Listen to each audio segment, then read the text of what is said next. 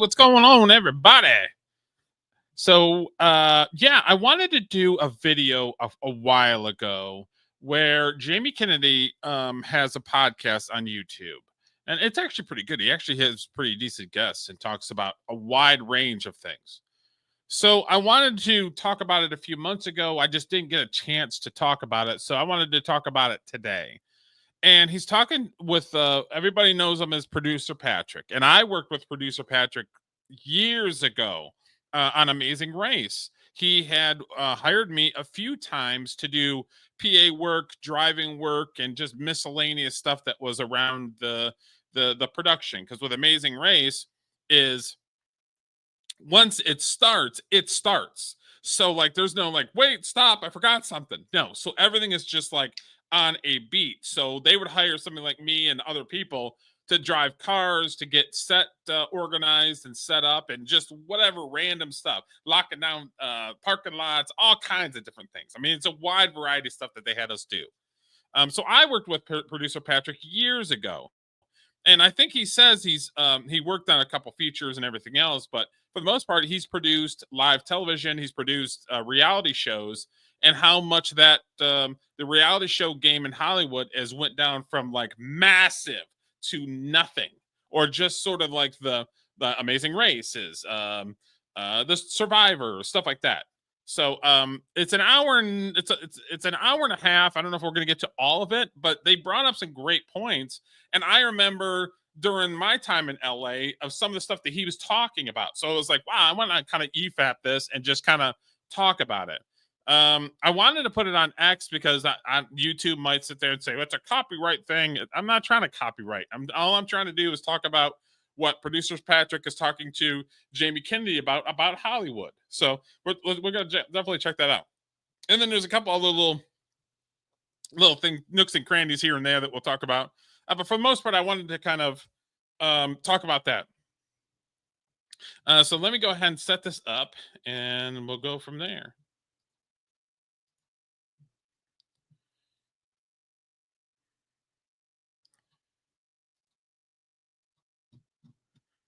Okay.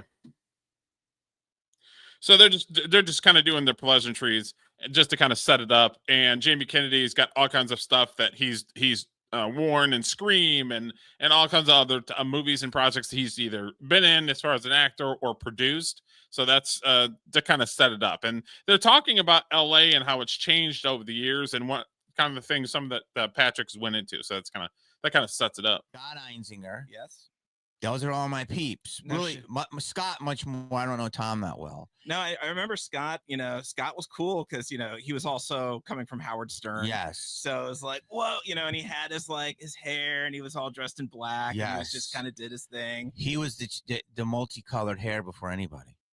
He was the first one. Yes, that I saw. And then, but I didn't talk to Gen. I talked to my buddy John, who was very tight with Gen. Wait, is it John Platt? John Tymus. John Tymus. Who said, yeah, you're after that. Big Bang came after there that. was more, but I know what you're saying. But it wasn't the Seinfeld friend mad about you. It was yeah. But I was like, you know what? It is television. It's a form of television. No one's talking about it. Everybody's afraid of their Get NDAs. the pleasantries out of the way. Something we'll get into Forward a little bit. And I was like, you know what? This is a learning experience. I would want to know about my craft and document it, and just talking about how we structure shows, really just sort of basic logistical stuff. And so I actually grew a following of people who were interested in reality TV and how certain shows got made. But about spring of 2023, I wrapped my last show, which was called Fight to Survive. It was on CW and Roku. And typically when you wrap a show, you're tired. You need like a month off. You've just had your it's a grind, especially on shows that are long term. Guys, you got to understand that what you see on TV is not what actually occurs.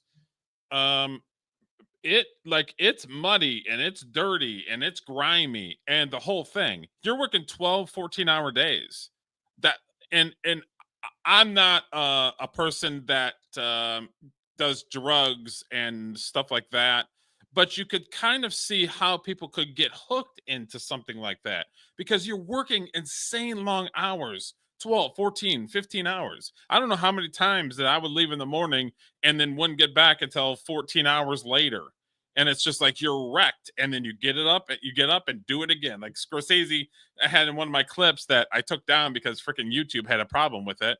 But it you figure it out, it gets daunting, and you wake up the next day and do it all over again. And that's exactly the type of mindset that you have to have, because it is a grind.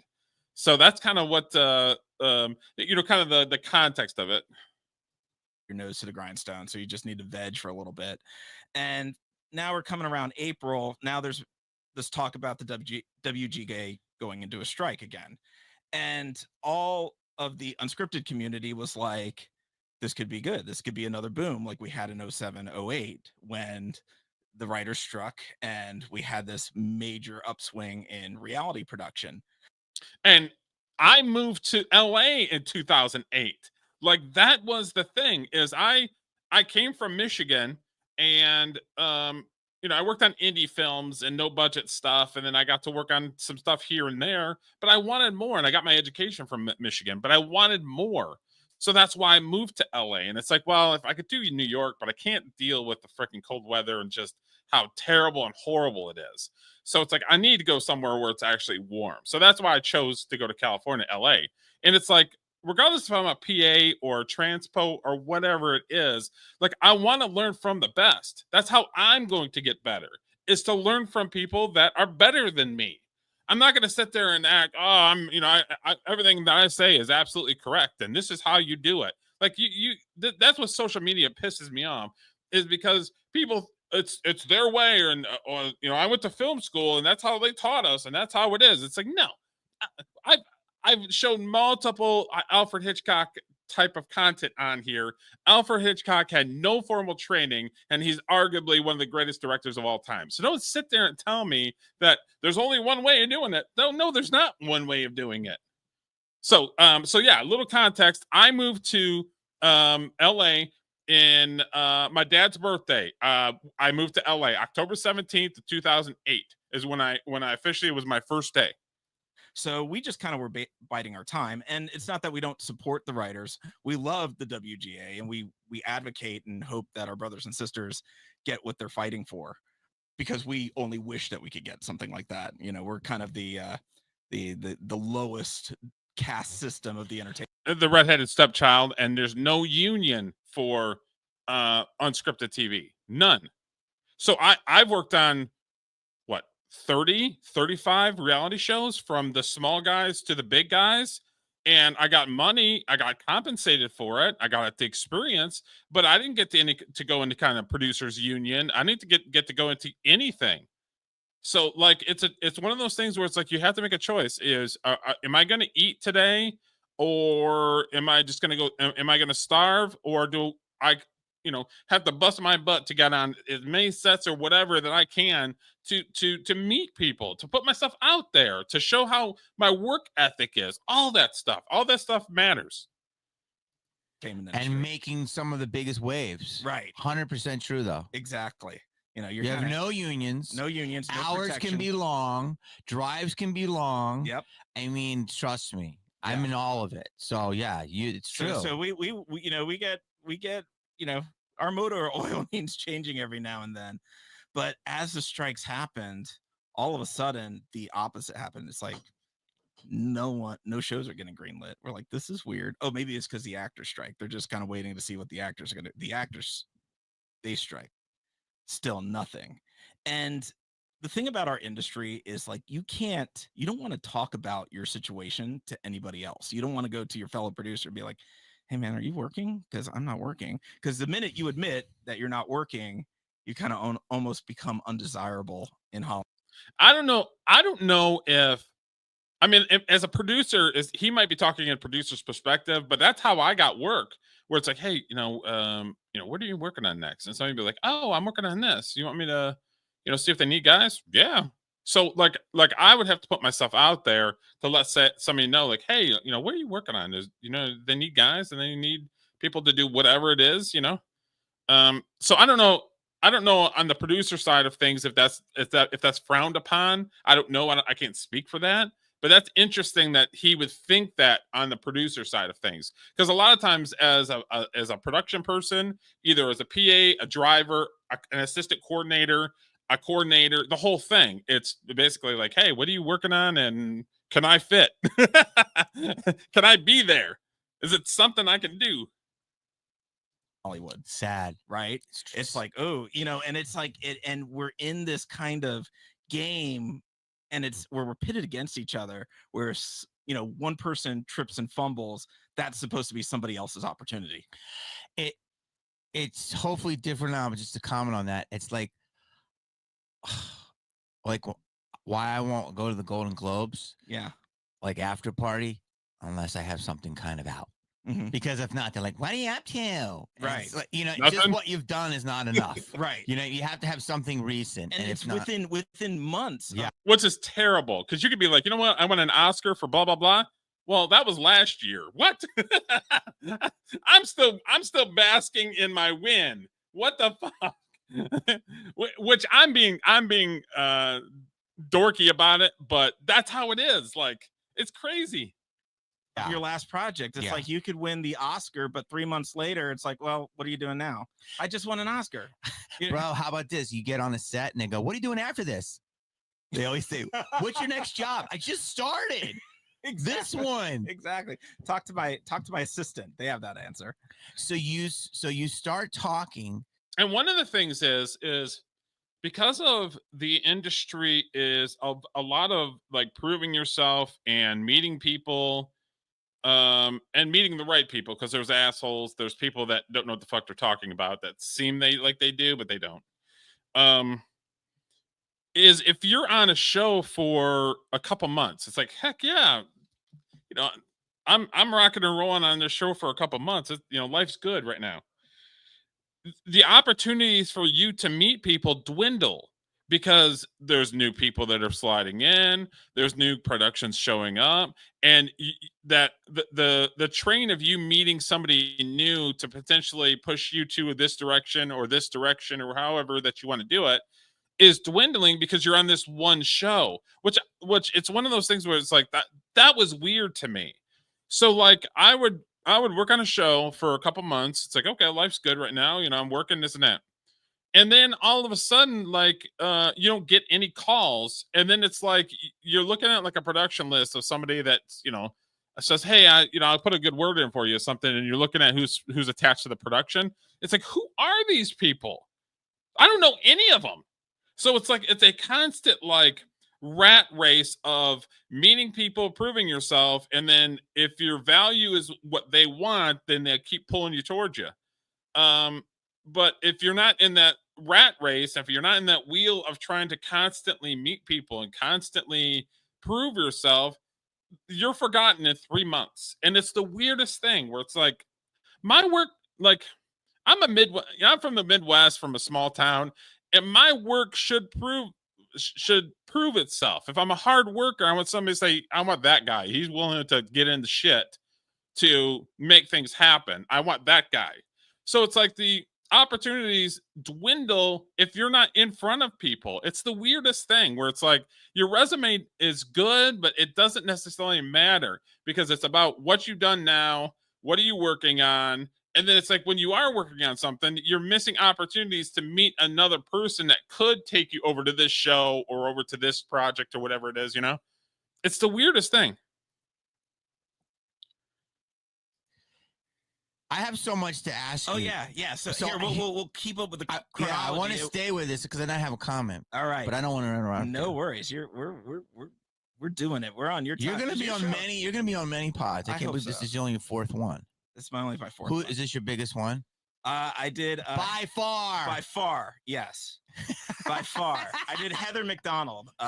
Whoa, HMD. I was on the Juicy Scoop talking this stuff. Yeah, or really talking this stuff. Wow, Heather, you beat me to the punch. She did. She was the first one to reach out. She's an early pioneer. She is awesome of reality. She is awesome. We had a great conversation too. So go ahead. All right. So no one's talking. And then finally, so you start internalizing it. You're like, is it me? Did I piss somebody off? Nobody's calling me anymore. Oh my gosh.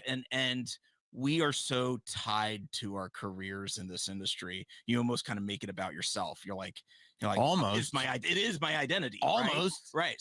Yeah, but you also have to eat. That's the thing is, yes, that's absolutely 100% correct. But you have to eat. So it's like you have to tie yourself because it's a survival of the fittest. Regardless if you're working or not, you still got to survive. You still got to punch your way. And I got to the point where I was 10 years in and I got tired of punching and wanted to do my own stuff. So then that's why I basically moved to Georgia, where there is an industry here, but it's like, and I have actors that I can talk to, I have production people I can talk to. So it's like I'm putting myself in a good position, and it's not as expensive as it is in LA. So that's why I moved myself to Georgia. So it's wild, but it's absolutely correct that you do tie yourself to it because you got to eat. So what I realized was I started going through the grieving process unbeknownst. I didn't know it, but I was entering the stage of depression, followed by anger. And it wasn't until I started talking to other executive producers, we have our own network, and then the little kind of seeds started dropping of have you found work, and this is now coming from people that are my mentors, the people that always I look up to find work. And it's like, why are you having trouble finding work?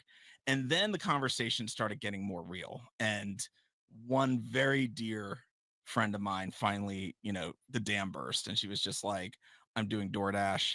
I'm selling my grandmother's jewelry to make ends meet. And just as an executive. Hold that thought, because I get to jump in. What is your job in reality mostly? I'm an executive producer. Which is wild, but it's true.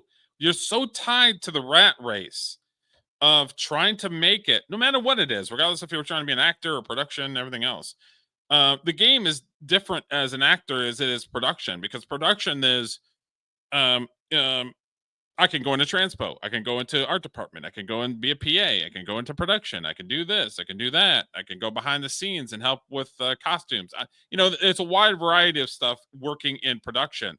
An actor only has so many roles that they're vying for. So it's like the game is different. My opportunities are more, but if they're not filming and they're cutting budgets, that takes money out of my pocket. That takes food out of my mouth, which even though I've got more opportunities, it still screws you over big time. And I couldn't do it anymore. Even though I didn't want to leave, I wanted to continue to pursue and maybe find a mentor that to be able to move myself up. And I'm not trying to be a superstar. My stories to another level, or to be able to get a little bit more money for my movies, stuff like that. I wanted to get a mentor, but I never had an opportunity to do that because I was constantly in the rat race of trying to figure it out, trying to make money, trying to do this, trying to do that, trying to get in front of the right person that potentially could give me my next work. You know what I mean? So it's crazy how it's set up. Producer. You're an EP. Yes. So those shows you were EPing? I wasn't EPing those shows. I worked my way up from production assistant. What was the last show you EP? The one you just did? The Fight to Survive. Okay.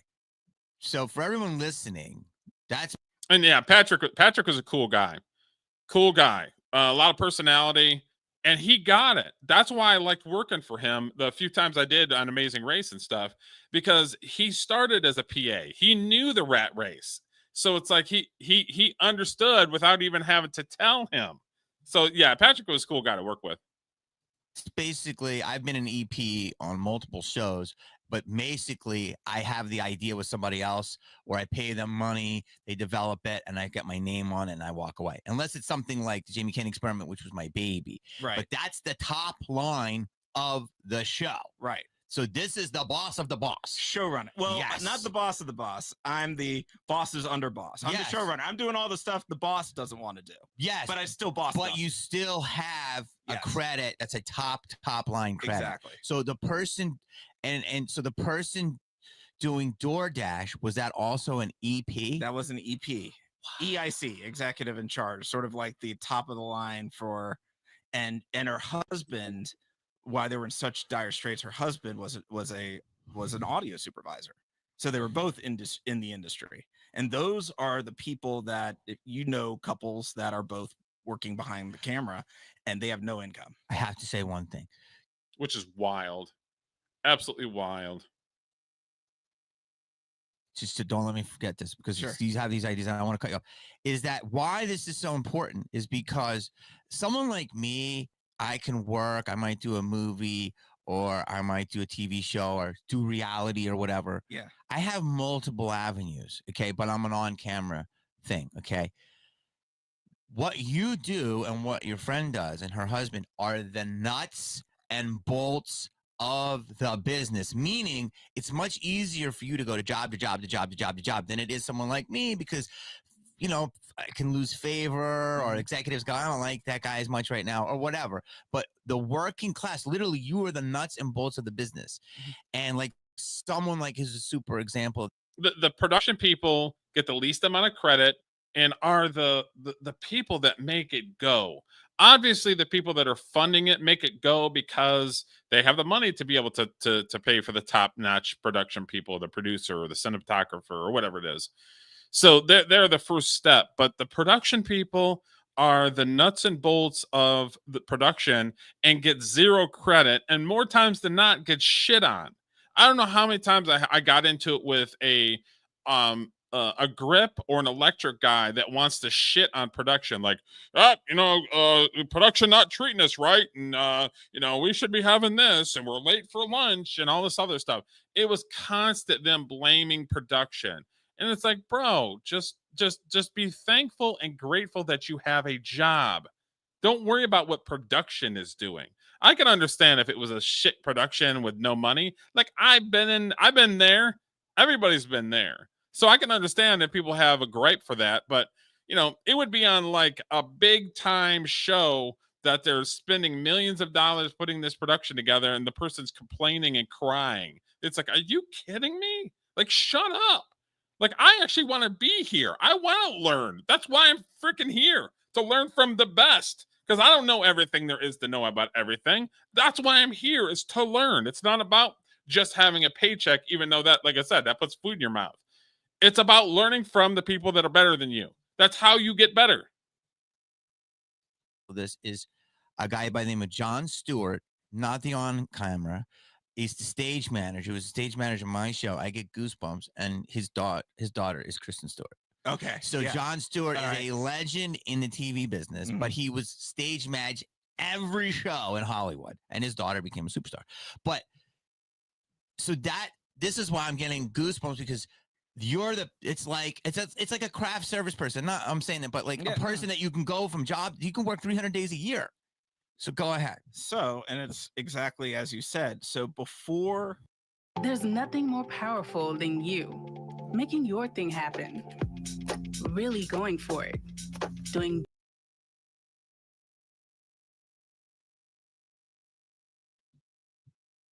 Hate commercials.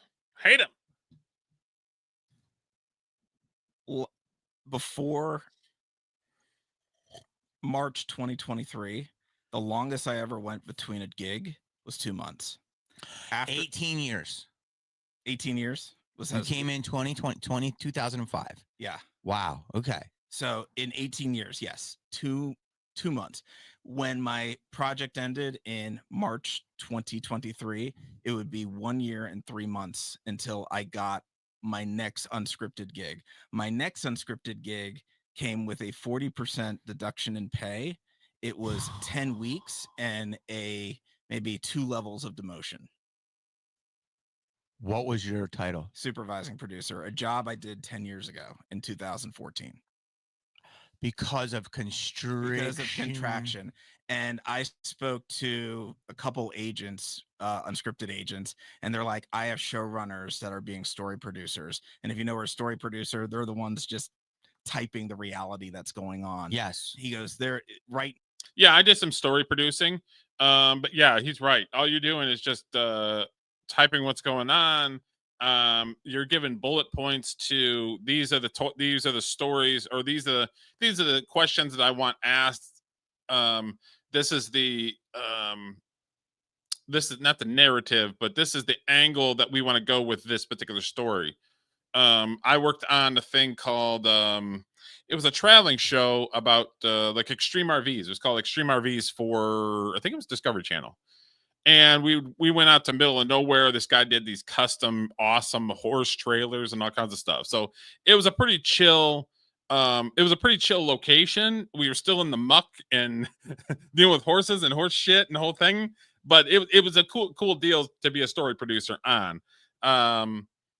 But yeah, story producers kind of the low level stuff. But again, that's where you start. But somebody like Patrick should not should not be a story producer when he was literally a producer on Amazing Race, which won multiple Emmys. Now it is so desperate that there are executive producers that are doing jobs that are literally like so far beneath them. It's incredible. Literally do story for everyone listening. Story producers are basically someone who takes the minutes. Yeah, if you want to say that. Basically, you are, if you're going from SVP to manager. Wow. If you want to break it down corporately.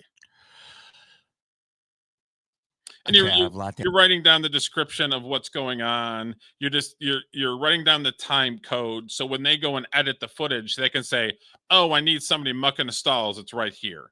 Oh, I need somebody looking at like the inside of the cab of the RV. It's right here." So it's like you're documenting everything. You're putting time code for everything. To ask you, so you're still wearing boat shoes, bro, like you're living your best life. You know what? I gotta break away for this. My mom, my whole family's from New York, and they always say my mom's rule was always be ready to go on a yacht. You never know when you're gonna go on a yacht. Smart.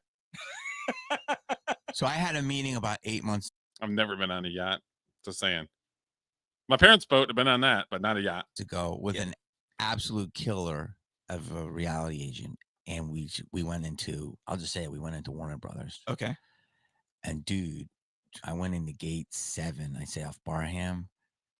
I mean, I didn't see life until 4 or 5 blocks in. Yeah. And I went in the building and there was like the third secretary in would get the door. The front greeting desk was literally like abandoned. Like it was wild. I was at Radford 3 weeks ago, and you could have seen tumbleweeds blowing through the place. And when I last worked there, because that's where the Big Brother house is, at Stage 18, and it was like Pee-wee's Big Adventure. There was like the showgirls and the people walking back with the. Yeah, Radford is, if I remember correctly, it's in Studio City. And I worked on, what did I do? I worked on something at Radford, and then I went to the season premiere of last the Tim Allen show. I went to his show there because that's where it was shot at Radford, and then I worked on a show there which I can't remember what I worked on. Maybe the voice was using it for auditions or something like that, if I remember correctly. I was there for something, but it's a smaller type studio, but that's wild. Some of the greatest television shows in history were shot there, and there's literally tumbleweed that's going across the street. That's blows my mind away. The glass, like there was action like you always see a typical movie studio, and there was not a soul on the street. So I have a question about that. So remind me to ask you, but I'll ask you other stuff first about the $1 billion expansion that they just announced that you've talked about. Yes. So I made my bones in TV literally because of strikes. Right. Jamie Kennedy Experiment was greenlit because of that early strike in the early 2000s. Yeah. And then I sold more stuff to CBS in 2007. And, obviously it happened. When you talk about the WGA and the SAG strike, do you think the DGA left everybody out to hang and dry?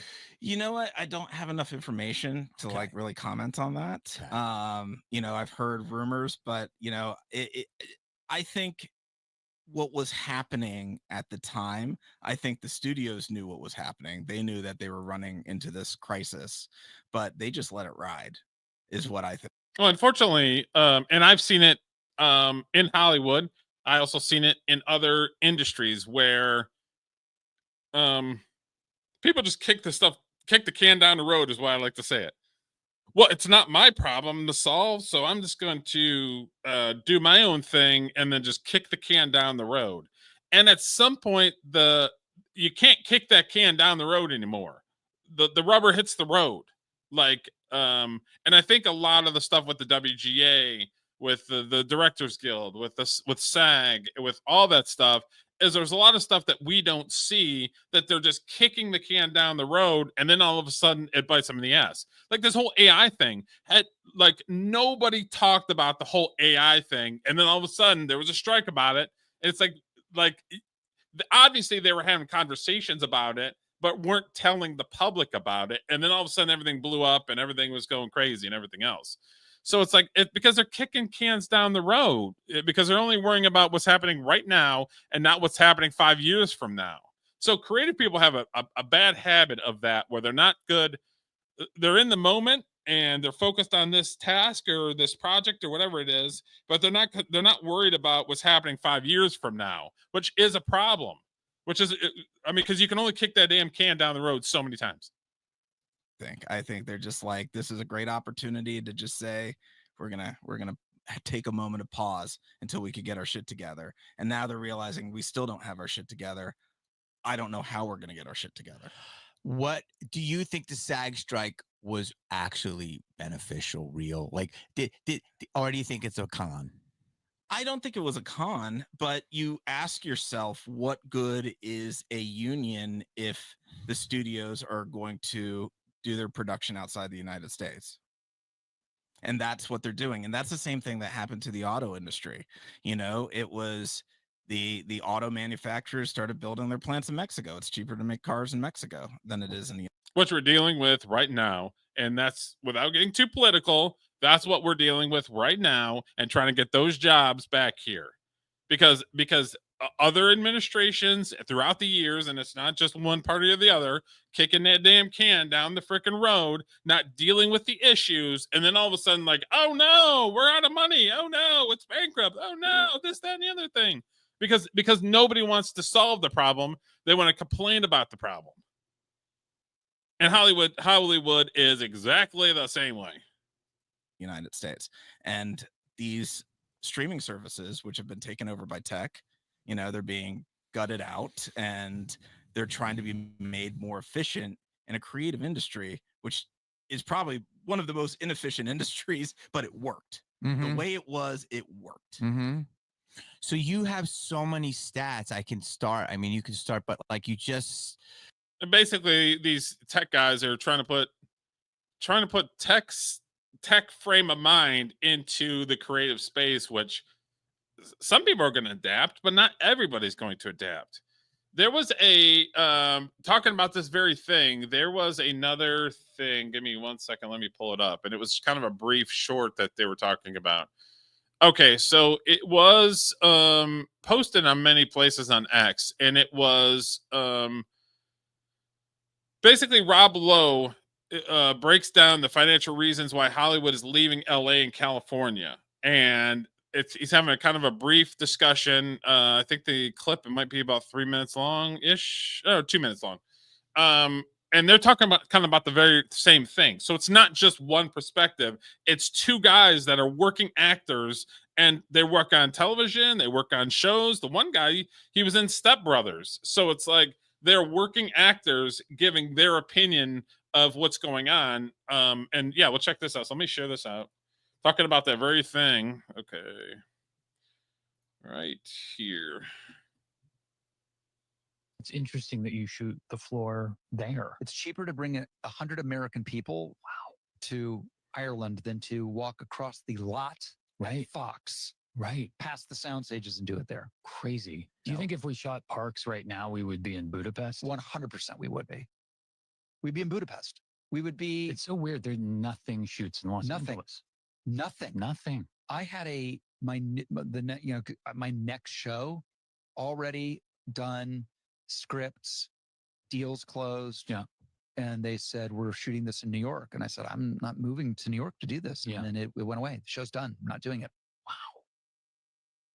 It's like, no shit. Yeah, I'm not doing it. I'm not doing it. I'm not doing it.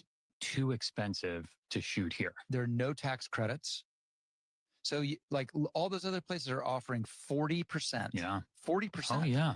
And then on top of that, there's other stuff that they do. Yeah. And then that's not even talking about the union stuff. That's just tax economics of it all. So it's criminal what the California and LA have let happen. It's criminal. Everybody should be fired. It's a bummer. We have 2 Hollywood actors saying that too. 2 working actors. Jamie Kennedy's a working actor, but his best days are behind him. He's got a very successful podcast. So like I get it. So his perspective is going to be a different thing, you know. But these 2 are still consistently working in the industry, and they're saying it. It has nothing to do with what side of the aisle that you're on. It has everything to do with decisions that are made from the top. And I don't understand, regardless of if it's a Republican, Democrat, Independent, Joe Schmo on the street, like why you keep voting these people in, because all I can say is you reap what you sow and you voted it in. And when I was there, I could see it where I would make a phone call or text with somebody or message somebody and say, hey, I'm available. You know, you need anybody? You know, oh yeah, we're going to Alabama, and we're just going to hire some local. And then then when I talk to them, you know, sometime after whatever, they're like, oh yeah, it was a nightmare. Why did you hire somebody in Alabama with 0 experience when you could have just brought me along and said, Derek, just go handle it? When I'm on set, I want people that have an understanding of how the process works, so I don't have to worry about it. I'm worried about this shot, and we're trying to get this done. We're trying to get our schedule going. Like, I'm hiring you because you're going to take care of whatever the thing is. It's wild to me that it's just like, oh, we're just going to hire some yokel local, and then all of a sudden they're going to complain about how terrible it is. You caused it because of your decision. You caused it. our office on Radford lot where we used to shoot parks. Yes. And it is quiet over there. Quiet. That place, when we were shooting our show, Bustling. oh my God, every stage was filled and working, and it's really weird.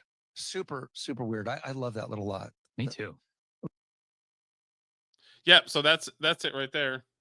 And like I said, it's two working actors still currently in Hollywood, if Hollywood even exists anymore. It's wild that, like I said, it has nothing to do with being in the left, the right, center, independent, any of that shit. It has everything to do with terrible decisions for your state, when your state relies on the entertainment industry, but it also relies on people coming to see the entertainment industry. So you're crippling it double. It's stupid. Okay, so we'll go back to the Jamie Kennedy.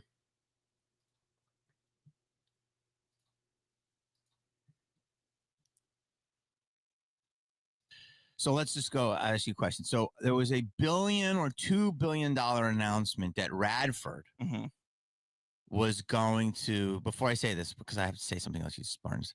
I talked to a very big actor who talked to one of the top 5 companies in town. And he said, it's good that you're doing stuff in live. The guy is a live performer. And he said, because in 5 years, I don't know where acting's going to be. Interesting. And this was a huge person that said this, his company. And then I talked to another. I don't think it's going to have the big dollar amount that it had. It's going to depend on people like me, independent filmmakers, because Hollywood is going to just kick the can down the road. It's going to keep bursting, and then it's gone because nobody's going to be able to afford anything.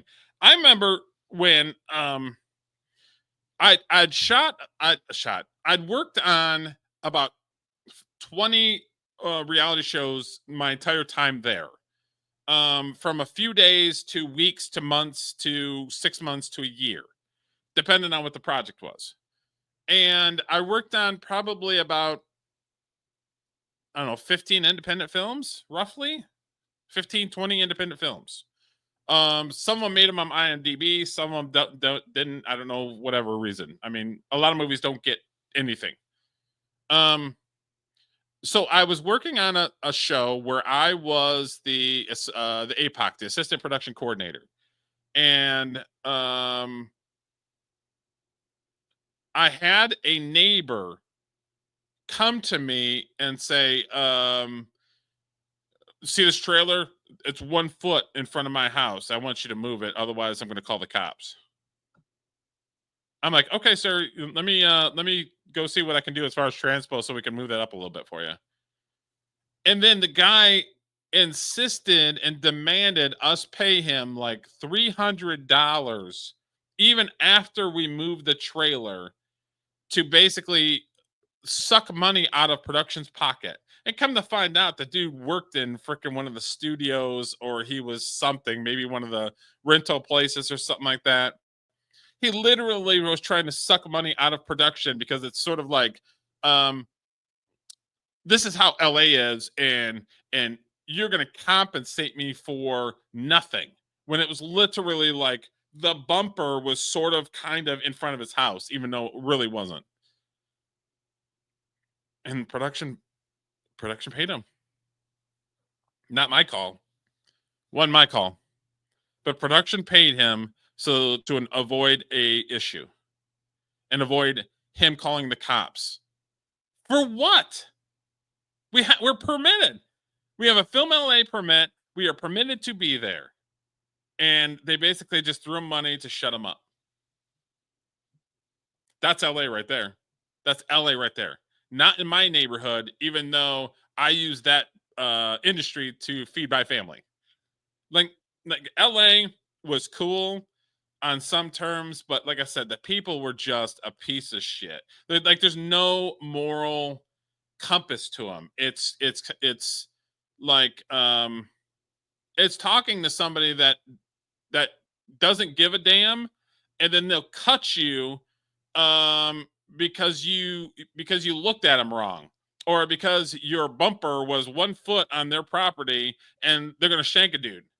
Like it's like it's crazy how like there's no moral fiber, there's no moral compass in LA. Like people would just I saw numerous times in Hollywood where somebody just, including females, would just pop a squat like in the middle of Hollywood Boulevard and just pee and poop on the street. I saw it with my own 2 eyes.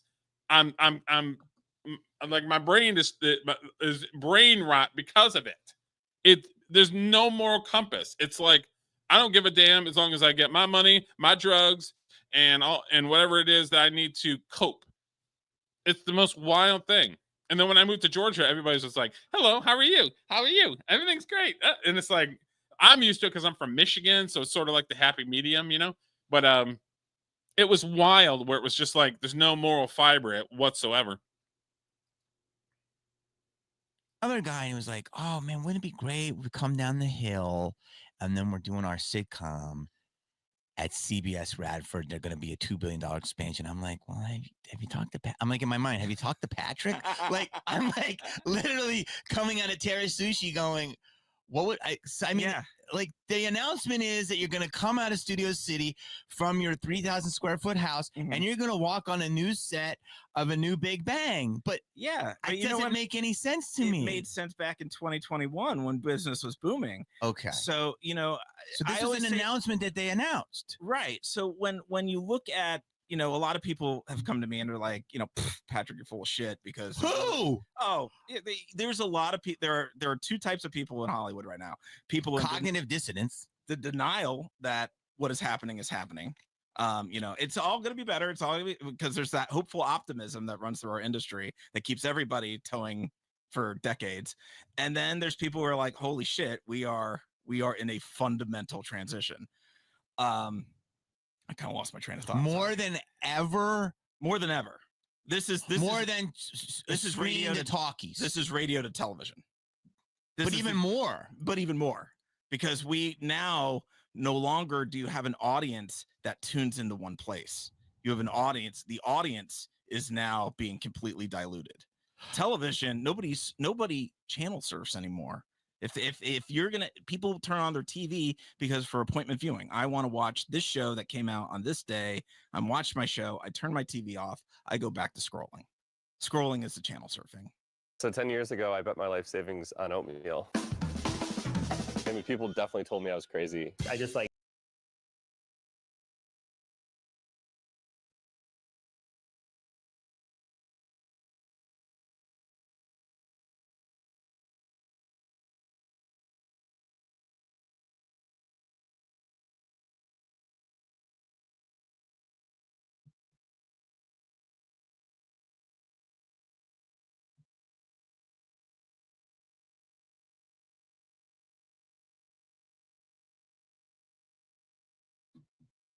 Okay, so more than about 50%. Yeah, about half the nation. Mm-hmm. And that's more than that are watching TV right now. Yeah, Yeah. that doesn't surprise me. So, but TikTok is self-produced content, meaning I am doing my TikTok. A reality show has 30 to 50 staff members, so that's where I see the difference. 89% of your friends are out of work. I would say that, yes. How many of them left the city? Well, I can't, I don't keep running tabs on everybody, but a lot of people are maybe 30%. I would say, there was an exodus already. I know a few people that have moved back to their hometowns. Wow. There's just like, I didn't move back to my hometown, but I moved back. I moved away from LA because I would say not all, but a majority of the reality shows that I was working on were Viacom, VH1, MTV, Animal Planet. There was a couple other ones I can't remember off the top of my head. OWN. There's a couple other ones. Viacom had an office in Santa Monica that I was out a lot working on different shows and having to grab stuff for producers and whatever it is. And Viacom picked up all their stuff in, I want to say 2016, 2015, and moved all of their stuff back to New York, basically sucking away half of my income because they're moving because reality shows for Viacom aren't happening. They're not greenlighting them. Or the ones that they are is like Jersey Shore, like the big ones that they're making money on. So, but the majority of them and all the little dating shows and all this other stuff that they were doing, they're not doing any of that stuff anymore. I saw the writing on the wall then, where it's like half of the opportunity that I had previously is gone. So I can't live on doing just somebody's independent film. I can't do that. So I would have to scrape and scrounge and try to get, whatever job I would to, put food in my mouth or whatever. So I started doing security at places, and then I was doing film set security, anything that I could do to just keep going, keep on the rat race, keep on going. And I saw the writing on the wall then. And then I moved out in 2000. I want to say 2018. It was like June 2018 that I moved to Atlanta, or out basically an hour and a half south of Atlanta, where I could have industry with Atlanta, but it's a lot cheaper to live here. I had to make that decision and got a real job. So then I started working on doing my own projects. And The Warrior is like the first one outside of LA that's within my company. Like I've done short films, my own. I produced and directed my own short films, but this one was the first one that was with my production company, my sweat equity, my money. So I'm very proud of it. So let's So I saw the writing on the wall probably before him, and he was an executive, so he was still getting work up until last year or 2 years ago. But this isn't their home. They haven't made roots here forever. I think a lot of people are kind of like, what's the point of LA if there's no business here? No, bam. I had that same thought in my head. If I'm not working on industry stuff, why am I putting up with the bullshit? Why am I putting up with trying to make it when it's just not happening? And it's not happening at all. Like I said, I can't live on independent films making $100 a day. I can't live on that. So like I had to make the conscious decision that like what my next move is. I've always wanted to have my own production company and do my own things. And I'm at that point where I can do that now. But yeah, I saw the writing on the wall 2018. I was out. I was done. It's like, if I can't do the thing, then why am I putting up any kind of emotion to the thing if the thing ain't happening? It's like, I need to go. There has been a ton. I know actors that have gone to different hubs. Yeah. Big stars. I'm pretty sure Stallone went to Florida. Mark went to Vegas. There's people leaving all over. And I think most people that I know, if they left, they went to Georgia for a to try to maybe salvage a bit more, believing that, you know, the grass is greener in Georgia. But if you speak to anybody in Georgia production, they're in the same boat. Anybody in New York production, we're in the same boat. Pretty much. The Georgia has gotten not greedy. That's not the word. They've gotten comfortable with having the 40% tax reduction in productions, or the benefits for having the 40%. But it's not set up for anything other than the big shows. So for me, when I try to go get a location, it is tough. It's difficult because they're not set up for people like me who do little low budget independent films. They're not. They're barely set up for the big guys. They just tolerate it because the big guys bringing them millions and millions of dollars. They tolerate it. It's not set up for that. When I was in LA, I would be able to make a phone call and talk to an actor and say, "Hey, I've got this thing going on. You want to do it?" Here, I have to go and do this, and I have to go to a network event, and I got to go scour the internet to try to meet somebody that I kind of want to talk to about a role. Like it's 1,000 times harder in Georgia than it is in LA. But it's one of those things that you deal with. You deal with. What's being produced in LA? Well, in terms of reality, unscripted shows, it's only the flagship shows. I heard Masked Singer. I don't even think that anymore. I think it's like the Big Brother, Survivor. Somebody told me 9 of the 10 shows that are on air or being shot have been on the air for over a decade. So it's the flagship legacy shows that have the audiences. What they're not producing or what they're not building, they're not greenlighting any new programming. And I had a show with a network that I was pitching last summer, and it sat at the network for 2 months. And this was like the best news I ever got with the show. And I'm kind of greasing my palms. I'm like, you know, and the network is like, we love it. It's so great. It's such a unique format. We haven't seen anything like this. And I've been working on this project for 7 years. So I'm like finally foaming at the mouth. Like, this is it. And they finally came back at the end of the 2 months and they're like, we love this. We hate to say this. This is not us. Our mandate coming from above is the only shows we can greenlight are shows that have a celebrity, like a major celebrity attached, or our intellectual property. We can't accept your format.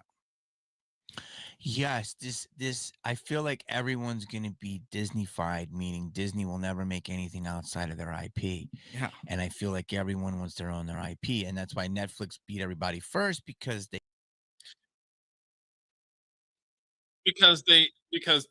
Disney doesn't want to spend the money on anything original because they don't want to take the risk. But then you don't want to take the risk, but then you make a shit movie with said IP. It makes no sense where it's like, we don't want to spend the money to make something new, but then when we have a known IP, we shit on that one. It doesn't make any sense to me. And Disney's the prime example of that, where it's just like existing IPs or something that's attached to a celebrity. And I get the same thing. I get the same thing as a small independent guy, where it's like, as soon as I say, oh, I got a movie, you know, it's called The Warrior. Is there any celebrities in it? It's an independent film. It's not going to have a big budget celebrity, and it's not a Marvel movie. It's a drama. Like not every movie is a fucking Marvel movie. Get that through your thick skull. Peeps. Peeps. Get through that thick skull of yours that not every movie is a Marvel movie. So, all right, we'll play a little bit more of this.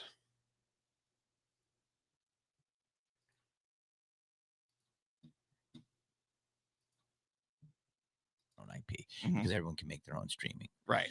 So that seems like a thing. Like, it is a thing. IP or is bust. Brand recognition. Yes. And that is because, again, you have these networks that are risk averse. They are trying to make sure, and the people running it are terrified because you will never lose your job for saying no, but you will lose your job for saying yes. 100%. I had people tell me why when I would sell stuff, and then when it got less and less, and why I couldn't sell stuff, and it's like, you're not fireproof. Like, there were times when he did something with me, if it didn't work, okay, well, it was Jamie Kennedy. But then you have to be, but I didn't even know those jobs exist anymore because so many of these people are out of the business. Yeah. And the constriction or contraction or whatever the word is happening so much. So Paramount laid off recently 15% 15% of the whole company. Whole company. I think it was like 5,000 workers, something like that. Okay. Yeah. 15%. 15%. Where do you see them going? You know, that's the $1 million question. I don't think here's the problem. It's like we've Getting bought out by somebody else. first got to look at the problem before you could, like, you have to diagnose the problem before you could come What up is with a the solution. problem? Problem is these legacy companies, they just got too big and fat. They consumed all these minor companies. And then finally they got to a point where the companies that, you know, were part of their franchise, that the mediums themselves were becoming outdated. Like cable channel is a tax write-off now, but for Paramount, it's $6 billion. You know, Warner Brothers is $50 billion in debt. In debt? In debt. In debt? Billion in debt. Warner Brothers Discovery. How? Cable. Wait, how? What's the company worth? Oh man, now you're throwing 150 billion?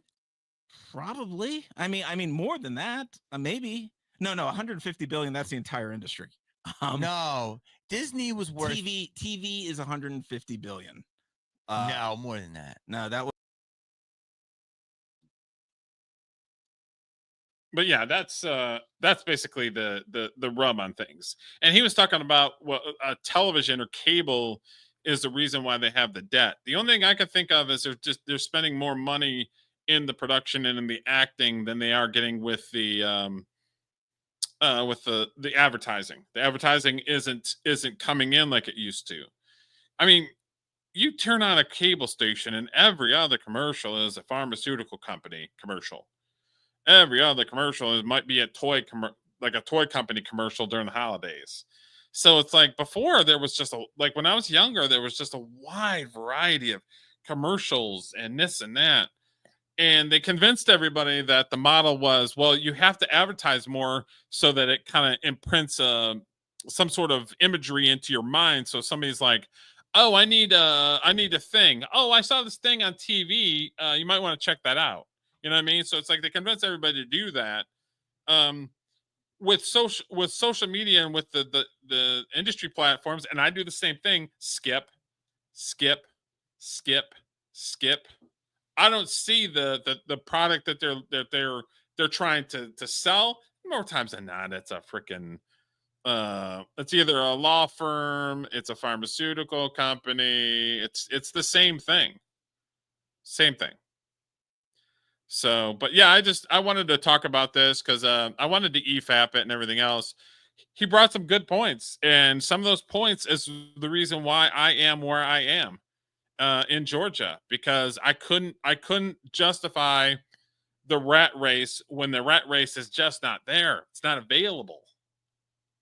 So it's wild. And I talked to somebody and they'll just be like, well, how did you go from LA to Georgia? And it's like, that's why, is because I needed a place where I could make some serious money, lower my cost of living, be able to take some of that money and make my own projects. Like, because LA ain't doing it. And I don't want to be in the position where I'm waiting for somebody to give me money, because there's a lot of people that are like, well, I got this script. I'm just waiting for somebody to step up and buy it from me. I think that's a pipe dream. I think somebody's going to buy it from me is a pipe dream. The way to do it is just go film something, go write something. If it's not good enough, then write something else. Keep honing your craft. I don't have everything there is. I don't know everything there is to know about everything. My way is not doing it the exact way that everybody else is supposed to do it. That way and all this other shit. And my films sometimes get shit on by Hollywood people because they're just like, well, that's not exactly how the format's supposed to. I don't give a shit about format. I give a shit about what the audience thinks about it. Can I sleep at night knowing that I tried my very best and I told a great story, and that somebody watches my movie and is inspired by my movie, is sad about my movie, and say, "Oh, I know somebody that went through the same thing," and helps that one person. Like that's what inspires me, is to entertain people, to inspire people, to maybe the little kid watches my movie and says, "I want to be a director. I want to write something." Like that inspires me to be able to tell stories and push it out in the world, regardless if it's the right way or it's got to be this way. I don't give a shit about what way. It's about telling the story and finding an audience. Period. End of story. And I think Hollywood, for the most part, has lost that a long time ago. They lost a long time ago. Where some little kid will watch and say, "I want to be a director. I want to tell stories." That sounds fun. I think they lost that a long time ago. And then with the phone companies, where you can just make your own thing on the phone anyway, so it's like, but yep. So yeah, it's crazy. It's very, very crazy. Okay, so today I'm gonna blow this up here. I'm going to be on BTM Reviews at 5 o'clock Central, 6 o'clock Eastern. We're going to talk about movie stuff. We're going to talk about The Warrior. It's going to show some clips. Going to talk about movie. Just kind of hang out. These guys are, they like comic books. They like history. They like science. They're kind of all over the board. They like music. Just kind of guys hanging out with guys. And I told them about my project, and I showed them my trailers and stuff like that. And they're like, "Oh yeah, come on, let's talk about it." So yeah, 6 o'clock Eastern, 5 o'clock Central. I'm going to be over there talking about movies and talking about all kinds of stuff. So definitely go check it out.